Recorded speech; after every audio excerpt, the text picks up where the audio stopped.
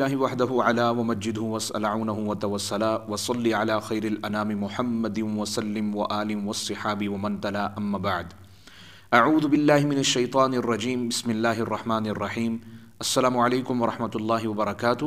میں ہوں قاری محمد اویس اور آپ دیکھ رہے ہیں میرا یوٹیوب چینل۔ امید ہے کہ تمام ناظرین کرام و طلباء کرام خیر و عافیت کے ساتھ ہوں گے۔ ان تمام احباب کا تہ دل سے میں شکریہ ادا کرتا ہوں جنہوں نے میرے چینل کو سبسکرائب کیا اور میرے ساتھ میرے مشن میں شامل ہوئے۔ دعا کریں کہ اللہ کریم مجھے اپنی مشن میں کامیابی و کامرانی عطا فرمائے، درست تلفظ، ادائیگی تجوید کے ساتھ عربی لغو لہجہ میں قراءات قرآنیہ کی شناسائی کے ساتھ قرآن پاک سیکھنے اور سکھانے کی توفیق عطا فرمائے، اور اس عظیم کتاب کی بروز قیامت ہمیں شفاعت کاملہ نصیب فرمائے۔ قراءات 7 کورس کا آج ہمارا لیسن نمبر 61 ہے۔ آج کا ہمارا سبق بسملہ کے بیان میں ہے۔ اس کی وجہ یہ ہے کہ پچھلے لیسن کے اندر میں نے استعاذہ کا بیان کیا تھا اور اس پر ایک بہن نے سوال کیا تھا کہ بسملہ بین السورتین عند القراء جو اختلاف ہے اس پر ایک تفصیلی ویڈیو بنا دیں۔ تو آج کی ہماری ویڈیو اسی موضوع کے اوپر ہے، بسملہ بین السورتین عند القراء کیا اختلاف ہے، اور بسملہ بین الانفال والبراءت بین الناس والفاتحہ میں کیا حکم ہے، کیا موقف ہے قراء کرام کا صورتوں کی تلاوت کے آغاز میں بسم اللہ الرحمن الرحیم کے پڑھنے کا، اور اجزائے صورت کے آغاز میں بسم اللہ الرحمن الرحیم پڑھنے کا قراء کرام کے نزدیک کیا اختلاف ہے۔ تو یہ تمام تر تفصیلات آج کی اس ویڈیو میں بیان ہوگی۔ جاننے کے لیے لازمی طور پر سبق کو شروع سے آخر تک سماعت فرمائیں تاکہ بعد میں کسی بھی قسم کے سوال کی ضرورت پیش نہ آئے۔ سبق شروع کرنے سے پہلے اگر آپ میرے چینل پر نیو ہیں تو جلدی سے میرے چینل کو سبسکرائب کر دیں، ساتھ میں دی گئی گھنٹی کے نشان کو بھی دبا دیجئے تاکہ میری ہر نئی ویڈیو کا نوٹیفیکیشن بآسانی آپ تک پہنچ سکے۔ تو آئیے سبق کا آغاز کرتے ہیں۔ واجب القدر ناظرین کرام اور طلباء کرام، بسملہ کا معنی بسم اللہ الرحمن الرحیم پڑھنا۔ یاد رکھیں درود و سلام کے ساتھ ساتھ جہاں لغات کی تولید ہوئی تو اس قسم کے الفاظ کی بھی ہوئی جن میں بطور تخفیف 2 یا 2 سے زیادہ کلمات کو تعبیر کیا جاتا ہے۔ مثلا حمدلہ الحمدللہ کہنا، حلحلہ لا الہ الا اللہ کہنا، حوکلہ یا حولکہ لا حول ولا قوت الا باللہ کہنا، اور اسی طرح بسملہ بسم اللہ الرحمن الرحیم پڑھنا۔ بسملہ تخفیف کے طور پر بولا جاتا ہے جس کا معنی ہے بسم اللہ الرحمن الرحیم پڑھنا۔ علامہ شاطبی رحمۃ اللہ تعالی علیہ بسملہ بین السورتین کے متعلق فرماتے ہیں وَبسملہ بین السورتین بسنۃ رجال نموها دریۃ وتحملا۔ اب اس شعر کا مفہوم یہ ہے جن لوگوں نے بسم اللہ الرحمن الرحیم کو درایت کے طریقے پر رسول اللہ صلی اللہ علیہ وآلہ وسلم سے سند کے ساتھ پہنچایا ہے وہ سنت کی وجہ سے بین السورتین بسم اللہ پڑھتے ہیں۔ ٹھیک ہے، یعنی علامہ شاطبی رحمۃ اللہ تعالی علیہ فرماتے ہیں کہ جن لوگوں نے رسول اکرم صلی اللہ علیہ وآلہ وسلم سے جو ہے وہ سند کے ساتھ یہ درایتاً یہ روایت جو ہے وہ پیش کی ہے کہ 2 صورتوں کے درمیان رسول اکرم صلی اللہ علیہ وآلہ وسلم بسم اللہ الرحمن الرحیم پڑھا کرتے تھے۔ اب اس شعر کا جو باطنی مفہوم ہے اس پر توجہ کریں۔ اس شعر کے اندر جو بسنت کا لفظ آیا ہے اس کی با اور رجال کی را، نموہا کی نون اور دریتن کی دال، اور یہ جو 4 حروف ہیں با، دال، نون اور را، ان سے علامہ شاطبی رحمۃ اللہ تعالی قراء کی طرف کیا کر رہے ہیں، اشارہ کر رہے ہیں، یعنی یہ 4 حروف رموز قراء ہیں۔ جیسا کہ میں نے پیچھے لیسن نمبر 54 اور 55 کے اندر جو ہے وہ رموز انفرادی اور رموز اجتماعی یعنی رموز قراء کا جو ہے وہ ذکر کیا تھا بالتفصیل، اور اس وقت میں نے آپ سے گزارش کی تھی کہ ان رموز کو بخوبی ذہن نشین کر لیں کہ علامہ شاطبی رحمۃ اللہ تعالی بعد میں رموز ذکر کریں گے قراء کرام کے لیے، تو اس کی ضرورت آپ کو پیش آ سکتی ہے، تو اس لیے اب ضرورت ہے رموز کو جاننے کا، تو اس لیے میں نے اس وقت آپ سے گزارش کی تھی کہ آپ نے اس کو کیا کر لینا ہے، رموز کو بخوبی ذہن نشین کر لینا ہے۔ اب یہ جو 4 حروف اس شعر کے اندر ذکر ہوئے ہیں بسنت کی با، رجال کی را، نموہا کی نون اور دریتن کی دال، ان 4 حروف سے 4 قراء کرام کی طرف کیا ہے علامہ شاطبی رحمۃ اللہ تعالی علیہ نے اشارہ کیا ہے۔ نمبر 1 امام عیسیٰ قالون رحمۃ اللہ تعالی علیہ، نمبر 2 امام عاصم کوفی رحمۃ اللہ تعالی علیہ، نمبر 3 امام کسائی رحمۃ اللہ تعالی علیہ، نمبر 4 امام ابن کثیر مکی رحمۃ اللہ تعالی علیہ۔ ان 4 قراء کی طرف جو ہیں وہ اس شعر کے اندر جو ہے علامہ شاطبی رحمۃ اللہ تعالی علیہ اشارہ فرما رہے ہیں۔ تو یاد رکھیں بین السورتین بسم اللہ الرحمن الرحیم کے پڑھنے کا جو مسئلہ ہے وہ ان 4 قراء کرام کے نزدیک سنتاً جو ہے وہ یہ ثابت ہے کہ فصل کے طریقے پر کیا کیا ہے، انہوں نے اختیار کیا ہے، یعنی بین सूरतैन बिस्मिल्लाहिर्रहमानिर्रहीम को फसल के तौर पर इख्तियार किया गया है।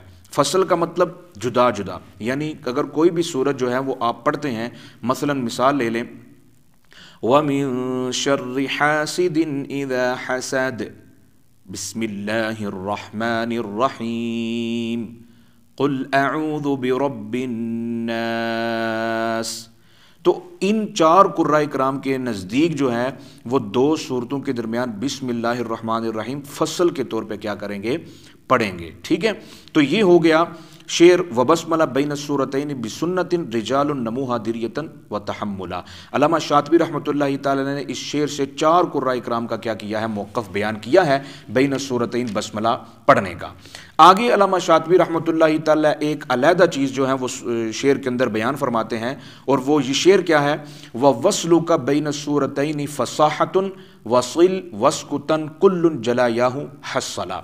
इस शेर के अंदर एक मुनफरिद चीज़ ये अल्लामा शातिबी रहमतुल्लाहि ताला जो है वो पिछले शेर से बिल्कुल हट कर बयान फरमाते हैं, क्योंकि पिछले शेर के अंदर जो है वो चार कुर्राए कराम के नज़दीक बिस्मिल्लाहिर्रहमानिर्रहीम दो सूरतों के दरमियान पढ़ने का हुक्म जो और मौक़िफ़ जो है वो बयान कर रहे हैं। लेकिन इस शेर के अंदर जो है वो सिर्फ कुर्राए कराम का दो सूरतों के दरमियान वसल और सकता बयान करेंगे बसिवाए बिस्मिल्लाहिर्रहमानिर्रहीम के।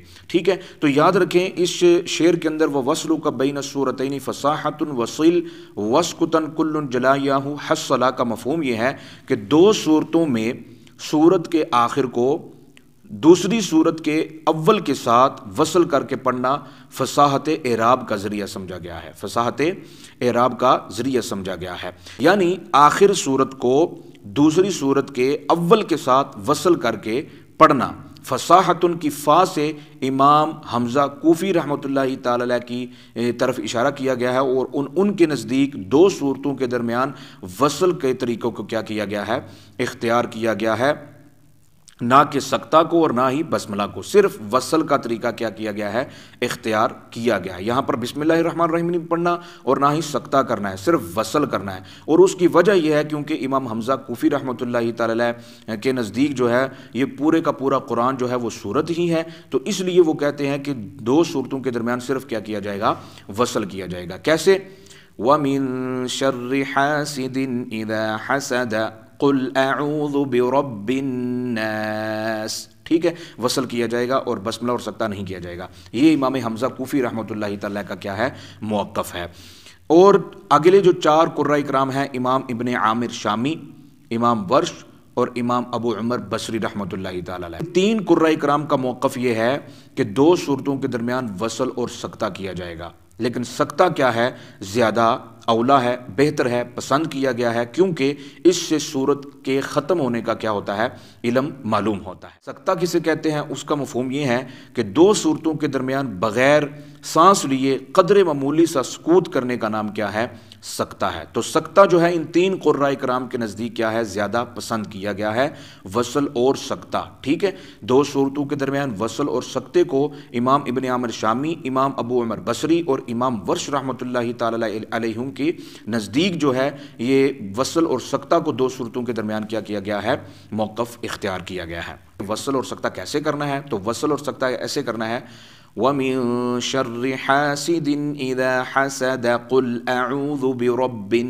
नास। इन तीन कुर्राए कराम के नज़दीक वसल ऐसे करना है। और सकता, वमिन शर्रि हासिदिन इज़ा हसद कुल अऊज़ु बिरब्बिन नास। ठीक है, ये वसल और सकता है। और आगे याद रखें कि बाज़ अहले अदा और इन तीन कुर्राए कराम के नज़दीक जो है वो वसल और सकता के अलावा सिर्फ कुरान पाक की चार सूरतें हैं जहाँ पर आप क्या कर सकते हैं, बस्मला पढ़ सकते हैं। और वो चार सूरतें सूरतुल क़ियामा, सूरतुल मुतफ़्फ़िफ़ीन, सूरतुल बलद और सूरतुल हुमुज़ा है। इन चार सूरतों के आगाज़ में वसल और सकता के अलावा आप बस्मला भी क्या कर सकते हैं, पढ़ सकते हैं।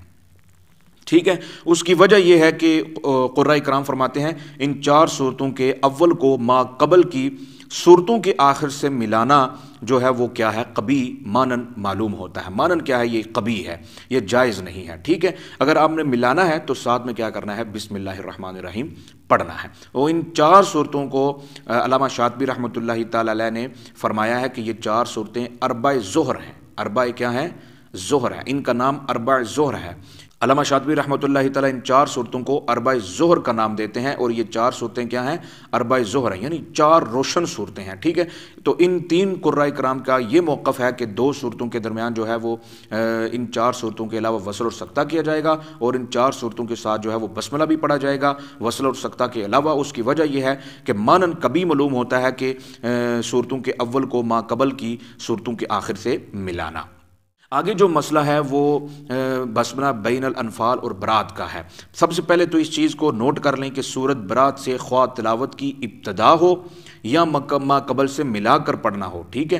آپ شروع ہی سورت برات سے کریں یا سورت انفال ختم کر کے آگے سورت برات شروع کرتے ہیں تو ان دونوں وجہوں کے اندر جو ہے وہ بسم اللہ الرحمن الرحیم نہیں پڑھیں گے۔ اس کی کچھ وجوہات ہیں۔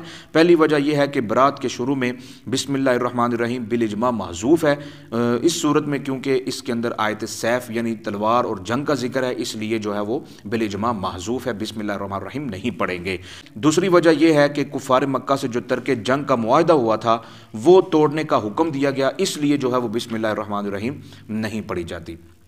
اور تیسری صورت جو ہے وہ عقلی یہ ہے کہ بسم اللہ الرحمن الرحیم کے اندر جو ہے وہ رحمت خداوندی کا ذکر ہے، اور جنگ جو ہے اس کا حکم علامت قہر ہے۔ تو قہر اور رحمت کا ایک ہی جگہ اجتماع جو ہے وہ کیا ہے؟ غیر مناسب ہے، یہ صحیح نہیں ہے۔ تو اس لیے اس سورت برات کے شروع میں بسم اللہ الرحمن الرحیم بالاجماع کیا ہے؟ محذوف ہے۔ اب آگے جو ہے وہ مسئلہ آ جاتا ہے کہ سورت انفال جب آپ ختم کریں گے تو سورت برات شروع کریں گے تو اس میں 3 وجوہ تمام قرائے کرام کے نزدیک پڑھی جائیں گی، یعنی تمام قرائے کرام کا جو موقف ہے وہ 3 وجہ ہیں: وقف، سکتہ اور وصل۔ وقف، سکتہ اور وصل بین الانفال والبرات۔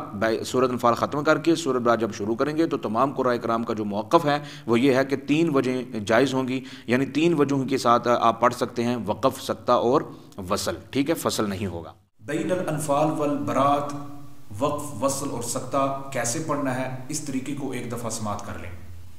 نمبر 1 وقف، ان اللہ بکل شیء علیم براءۃ من اللہ ورسولہ۔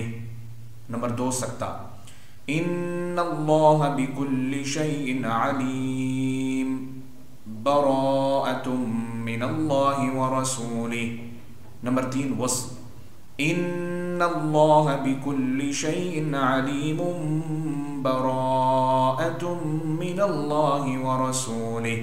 تو یہ طریقہ ہے بین الانفال والبرات جو ہے نا وہ 3 وجہ تمام قرائے کرام کے نزدیک وصل، وقف اور سکتہ، بس یہ آپ نے کیا کرنا ہے؟ اختیار کرنا ہے۔ آگے جو مسئلہ آتا ہے وہ یہ ہے کہ سورت برات کے علاوہ تمام باقی صورتوں کے شروع میں ابتدائی تلاوت کے وقت بسم اللہ الرحمن الرحیم پڑھنا ضروری ہے، اختیار نہیں بلکہ ضروری ہے، کیونکہ مصاحف میں لکھی ہوئی ہے، اس میں کوئی اختلاف نہیں، اور یہ بالاجماع جو ہے یہ شروع سے ہی بسم اللہ الرحمن الرحیم سے کیا کیا جائے گا؟ شروع کیا جائے گا۔ یعنی آپ تلاوت کا آغاز کسی صورت کے شروع سے نہیں کرتے بلکہ جو ہے وہ اجزائے صورت یعنی صورت کے درمیان میں سے بیچ میں سے کسی آیت سے آپ کیا کرتے ہیں؟ شروع کرتے ہیں۔ تو اس میں جو ہے نا وہ تھوڑا سا اختلاف ہے، بعض قرائے کرام اختیار دیتے ہیں کہ پڑھ لے تو ٹھیک ہے، نہ پڑھے تو کوئی حرج نہیں، لیکن جمہور عراقیین جو قرائے کرام ہیں وہ کہتے ہیں کہ اجزائے صورت میں بھی بسم اللہ الرحمن الرحیم پڑھیں گے، یعنی وہ ترجیح دیتے ہیں بسملہ کو، لیکن جو جمہور مغاربہ ہیں ان کے نزدیک ترک بسم اللہ الرحمن الرحیم کو کیا کیا گیا ہے؟ یعنی ترک بسملہ کو ترجیح دی گئی ہے۔ اور بعض جو مشائخ قرائے کرام ہیں وہ بسملہ کو تمام قراء حضرات کی قرات کے ساتھ کیا کرتے ہیں؟ مخصوص کرتے ہیں، یعنی جس امام کی قرات بھی آپ شروع کریں تو اس کے حکم کو مد نظر رکھیں کہ اس کے نزدیک بسملہ کا کیا حکم ہے، تو اس حکم کو مد نظر رکھتے ہوئے بعض جو مشائخ قرائے کرام ہیں وہ قراء حضرات کی قرات کے ساتھ کیا کرتے ہیں؟ بسملہ کو مخصوص کرتے ہیں۔ آخر میں ایک اہم مسئلہ جو ہے وہ نوٹ کر لیں کہ صورتوں میں سے کسی صورت کے آخر کے ساتھ جب کبھی بھی بسم اللہ الرحمن الرحیم آپ ملا کر پڑھیں تو بسم اللہ پر وقف کرتے ہوئے آئندہ صورت سے قطع مت کریں. یعنی اگر آپ نے کوئی صورت ختم کی ہے تو صورت ختم کرتے ہوئے وصل کے ساتھ آپ بسم اللہ الرحمن الرحیم ٹھہر جاتے ہیں اور پھر اگلی صورت جو ہے اس کو آپ جو ہے وہ قطع کر دیتے ہیں بسم اللہ الرحمن الرحیم کے ساتھ. تو یہ جائز نہیں ہے. ٹھیک ہے. کیوں؟ اس لیے کیونکہ بسم اللہ جو ہوتی ہے یہ افتتاح صورت کے لیے ہوتی ہے نہ کہ اختتام صورت کے لیے. تو اس لیے جب بھی کوئی صورت آپ ختم کریں اگر وصل کے ساتھ آپ نے بسم اللہ الرحمن الرحیم پڑھی ہے تو بسم اللہ الرحمن الرحیم کے ساتھ اگلی صورت سے قطع نہ کریں بلکہ بسم اللہ الرحمن الرحیم وصل کے طور پر پڑھتے ہوئے اگلی صورت کو بھی ساتھ میں کیا کر لیں؟ ملا لیں. یعنی میں آپ کو مثال دے کر بتاتا ہوں. جیسے وَمِن شَرِّ حَاسِدٍ إِذَا حَسَدَ بِسْمِ اللَّهِ الرَّحْمَنِ الرَّحِيمِ قُلْ أَعُوذُ بِرَبِّ النَّاسِ. یعنی بسملہ پر آپ کیا کر لیتے ہیں؟ وقف، اور اگلی صورت کو یعنی بسملہ سے قطع کر کے کیا کرتے ہیں؟ پڑھتے ہیں. تو کاٹ کے پڑھتے ہیں تو یہ جائز نہیں ہے. کیسے پڑھیں گے؟ وَمِن شَرِّ حَاسِدٍ إِذَا حَسَدَ بِسْمِ اللَّهِ الرَّحْمَنِ الرَّحِيمِ قُلْ أَعُوذُ بِرَبِّ النَّاسِ. ٹھیک ہے. یہ بھی طریقہ درست ہے. اگر آپ اس طرح پڑھتے ہیں وَمِن شَرِّ حَاسِدٍ إِذَا حَسَدَ بِسْمِ اللَّهِ الرَّحْمَنِ الرَّحِيمِ قُلْ أَعُوذُ بِرَبِّ النَّاسِ. یہ بھی طریقہ بھی کیا ہے؟ درست ہے. یعنی جب بھی اگلی صورت نئی صورت کا آغاز کریں تو بسم اللہ الرحمن الرحیم ساتھ میں لازمی پڑھیں. امید ہے کہ آج کا یہ سبق آپ کو سمجھ میں آ گیا ہوگا. اگر پھر بھی کسی بھی قسم کا کوئی مسئلہ رہ گیا ہو، آپ کو سمجھ میں نہ آیا ہو تو آپ مجھ سے کیا کر لیجئے گا؟ بلا جھجک پوچھ لیجئے گا. انشاءاللہ عزیز بر وقت آپ کو اس کا جواب پہنچا دیا جائے گا. اب مجھے نہ چیز کو دعاؤں میں یاد رکھیے. اجازت دیجیے. اگلے لیسن میں میری اور آپ کی ملاقات ہوگی. اللہ حافظ. السلام علیکم ورحمۃ اللہ وبرکاتہ.